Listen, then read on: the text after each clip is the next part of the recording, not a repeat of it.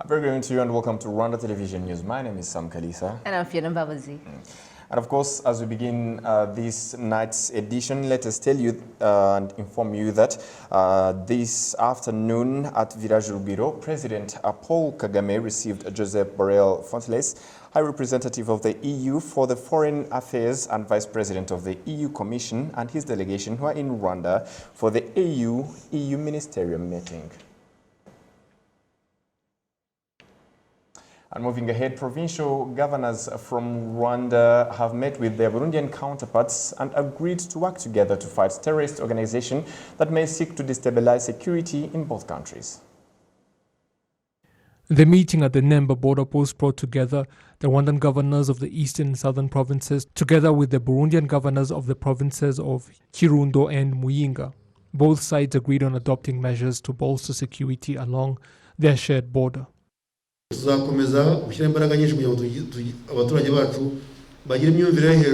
will continue with efforts to educate our people on the laws governing international borders and what they must avoid and the repercussions of not doing so, lest a criminal were to slip through their midst and commit illegal acts, and that is why we are calling for increased efforts to fight and suppress such activities of enemies of the state and terrorists, like you said, working together and exchanging information while carrying out sensitization efforts. The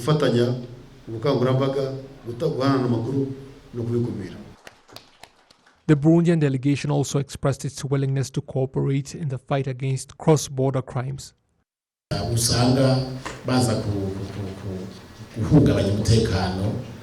find that some people try to destabilize the security of both countries, trying to harm people and their property, killing people and crossing into either country. We are therefore going to work together to stop that sort of thing so that neither side is negatively affected. The Rwandan officials present noted that the meeting is a good foundation moving forward. Introduction meeting. This is an introduction meeting that will facilitate other levels of cooperation moving down towards local leaders. So we want to thank and assure you that we are committed to this sort of cooperation meant to benefit the people of our provinces with the joint objective of the well-being of people of both countries. The leaders also committed to fighting corruption and smuggling activities while working together to fight the spread of the COVID-19 pandemic. The meeting also featured security organs from both countries. Now, African and European diplomats have committed to working together in order to find solutions to the problems facing citizens of both sides, including the COVID-19 pandemic and its effects, the issue of migrants, and more. Now, this was said in a meeting that was preparing for another meeting of the ministers of foreign affairs in the African Union and their counterparts from the European Union. Excellencies, ambassadors, distinguished participants. Envoys from the African Union and the European Union countries are in Rwanda since last week, and they are attending the African Union and the European Union ministerial meeting. A pre-ministerial meeting was held this Monday, as the official ministerial meeting is scheduled for Tuesday. Representatives of both sides say they hope to reach an agreement on the outcome of the meeting. Together with the 27 EU member states and the European institutions, we are very much looking forward to today's exchange and to agree on the final preparations for the ministerial meeting. The draft joint communiqué addresses our common priorities, ranging from the COVID-19 response and recovery, investment in the digital and green transitions, as well as global peace, security and governance, and migration and mobility. Nous sommes ici pour préparer la réunion de demain de nos ministres. We are here to prepare for the meeting of our foreign affairs ministers so that they won't spend much of their time arguing, but rather use it for important matters. That means discussing on the partnership between both sides and giving it a new direction in line with what our citizens want in order to achieve order and sustainable development. De stabilité et de progrès socio-économique véritable. However, in order to achieve this, Rwanda emphasized the need to be truthful. I think this meeting is an occasion to renew our commitment to strengthen existing cooperation, as well as to explore new areas of cooperation. And it also gives us an opportunity to reflect on the AU-EU relationship to date, to recognize what has worked and also what has not worked in the past, and also suggest areas of improvement. Nearly 500 people attended the meeting, which was scheduled to take place in October last year, but was postponed due to the COVID-19 pandemic. According to Dr. Monique Nsanzabaganwa, the Deputy Chairperson of the African Union Commission, the fact that the meeting is taking place is a sign of irreversible progress that has been made in the fight against COVID-19. Since the outbreak of the COVID-19 pandemic, the world as we know it has changed rapidly, with far-reaching consequences we are still trying to ascertain. The fact that we are able to gather physically for this meeting is a testament to our common resolve and determination to bring an end to this enemy that has ravaged every aspect of our lives and reversed some of the progress we have made as humankind. The African Union and the European Union ministerial meeting, which begins on Tuesday, will focus on the cooperation between the two sides in tackling the COVID-19 pandemic and its effects, governance, conflict resolution, and other insecurity issues, the issue of immigrants and more. Still on this meeting, on Monday, on the margins of the AU-EU ministerial meeting, Minister of Foreign Affairs Dr. Vincent Biruta received in his office senior AU and EU officials. In the margins of the AU-EU ministerial meeting, Minister in the Ministry of Foreign Affairs and International Cooperation Dr. Vincent Biruta met with his counterpart Minister Ramtan Lamamra of Algeria. Discussions included strengthening of bilateral relations and harmonization of views on AU-EU cooperation. Minister Vincent Biruta also received the Deputy Minister of Foreign Affairs of Poland, Marcin, where discussions centered on strengthening cooperation in education and trade.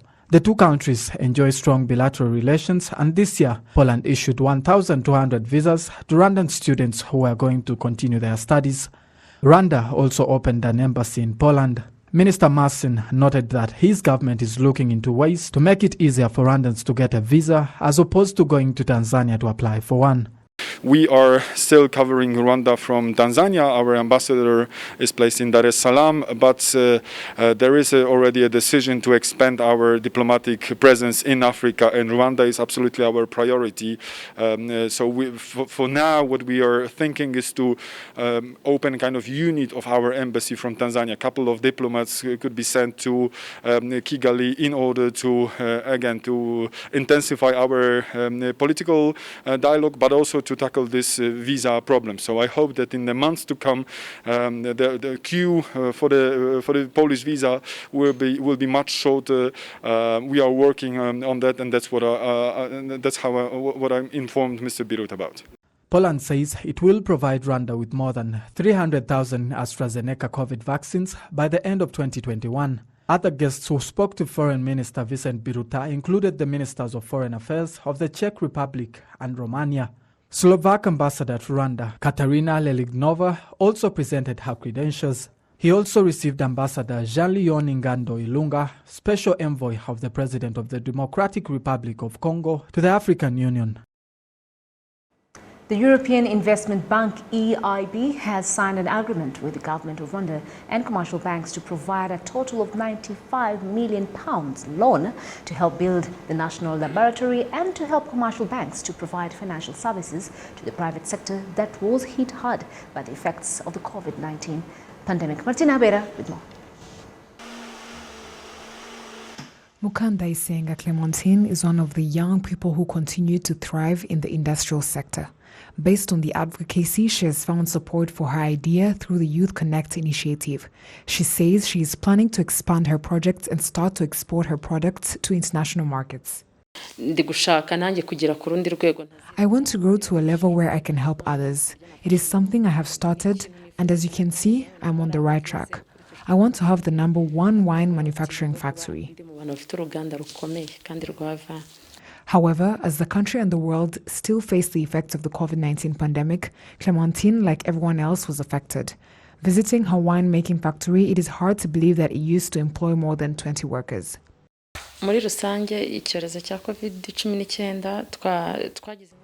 The COVID-19 had a lot of effects on us.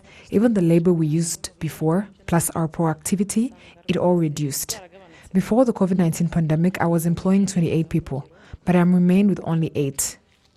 Even the quantity of our production reduced, and some people do not pay us because of those effects. The European Investment Bank today signed a €22 million loan in addition to the €5 million donations from the European Union. The donation and the loan was earmarked for a project to build a national laboratory. The European Bank also signed loan agreements with KCB and BK to help them meet the effects of the COVID-19 pandemic.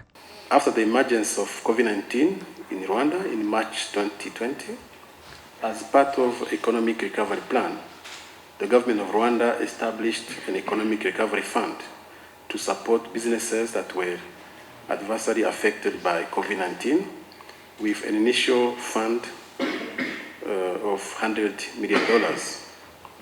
This year, the fund will grow to $350 million to support more the most affected private businesses. Therefore, this EIB lending to the financial sector comes to complement these efforts.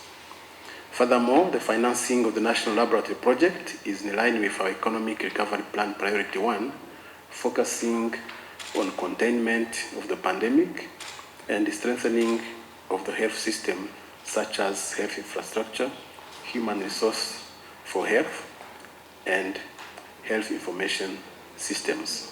Dr. Diane Karusisi, the CEO of Bank of Kigali, said 30% of the money will be invested in helping women's businesses to recover.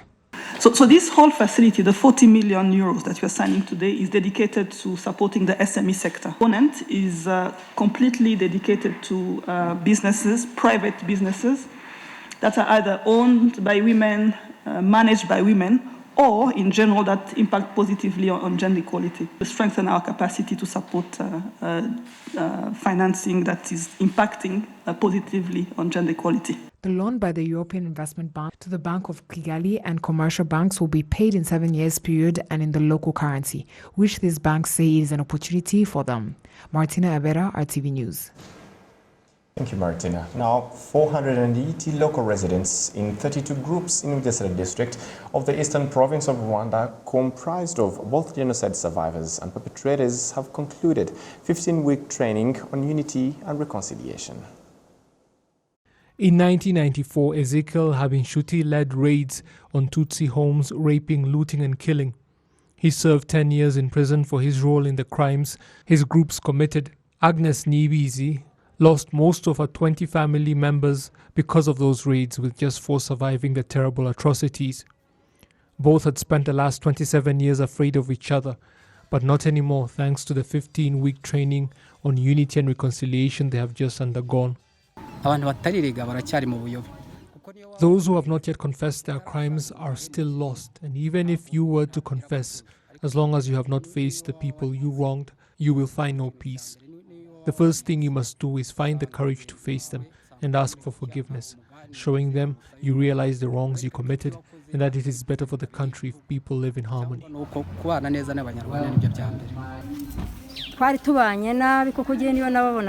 We were not good neighbors to each other, and every time I saw them, I would get scared. I was always afraid and could not even use the same road as them when going to fetch water. I didn't want to talk to them, but after participating in this unity and reconciliation training, everything changed. Before that, meeting Ezekiel caused me pain, and seeing his family only scared me. The organizers of the training are also happy about the results it has been yielding.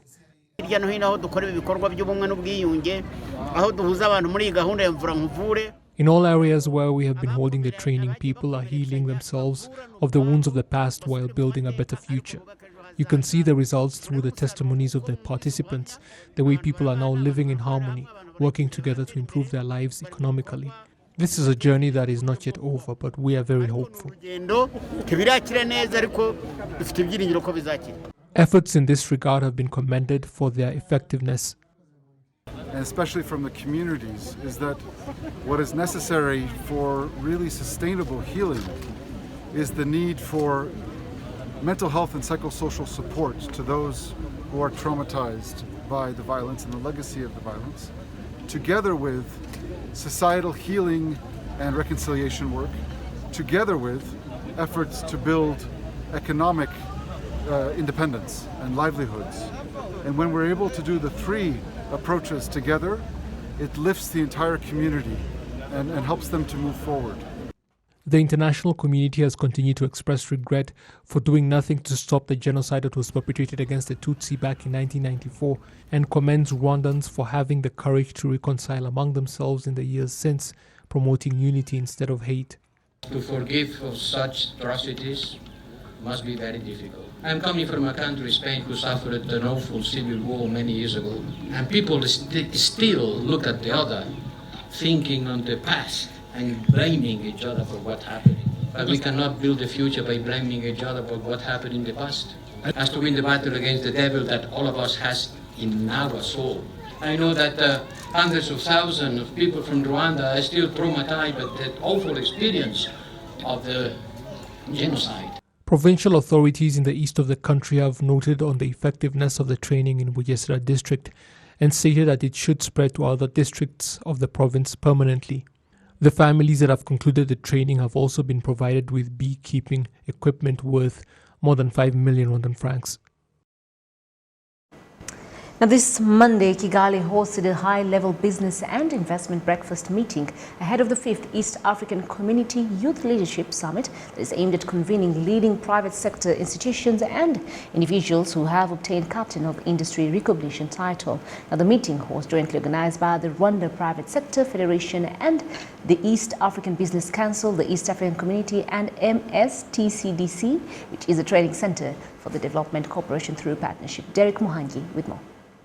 Ahead of the 5th East African Community Youth Leadership Summit, the youth ambassadors, Anje Mutoni and Tony Mihingo of the East African Community shared how today's meeting revealed to them how people are more willing to help them reach their certain goals to reduce the levels of youth unemployment. He furthermore showed how it's their mission and challenge to become a bridge to the youth and the job opportunities. One of my key points of the meeting, it was how people are willing to help, and then we achieved that unemployment, we decrease it to the very, very, very low number. What I got from this meeting is to understand the key players or how I can have access to those job opportunities.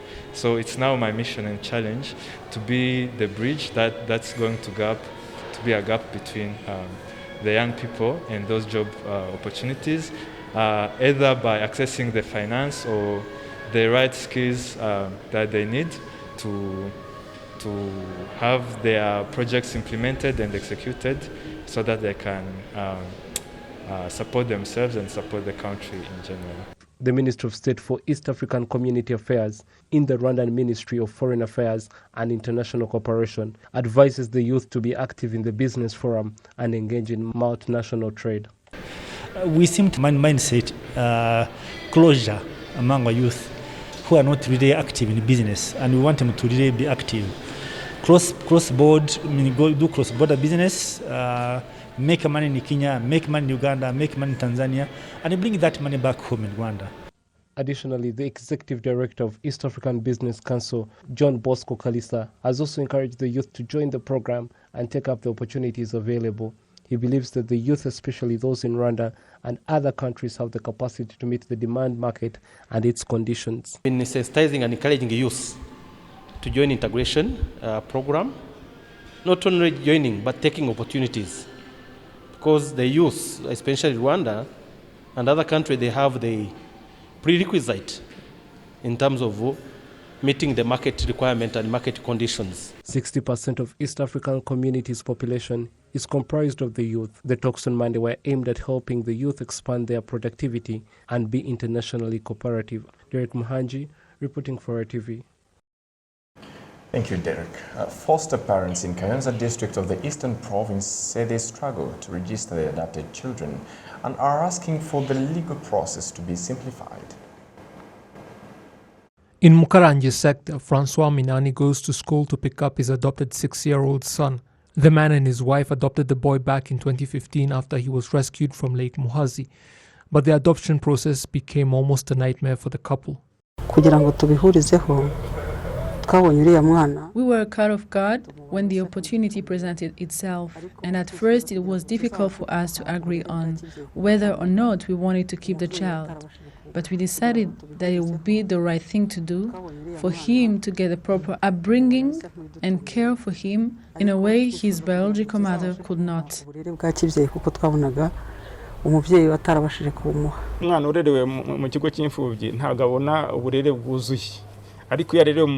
A child raised in an orphanage does not get the sort of attention he or she would get in a home with a family with other kids. We want him to grow up to be a good young man. We have now fully adopted him, and he is covered under our health insurance. But we had to go to court for it. The whole process took like 6 months because they kept sending us back and forth. Similar experiences have also been expressed by other foster parents, or Malaika Mrinzi as they are generally referred to, meaning guardian angels. With local authorities reluctant to register children under the care of guardians, not their own parents, legal action is usually necessary. But not all foster parents can afford the time, energy or money to take their fight to court when local authorities hesitate to give them custody of such children. They know how hard they make it for us to fully adopt such children because they keep sending us back home saying they are still evaluating the matter. I have documents from the settlement leader all the way up to the cell level, and I still have not registered my child. I have been advised to take legal action to get it done. I don't sit well with talk of going to court because after all I have had the child for years, given to me by sector authorities with the knowledge of the police. I would think that it is the same of getting the approval of the court.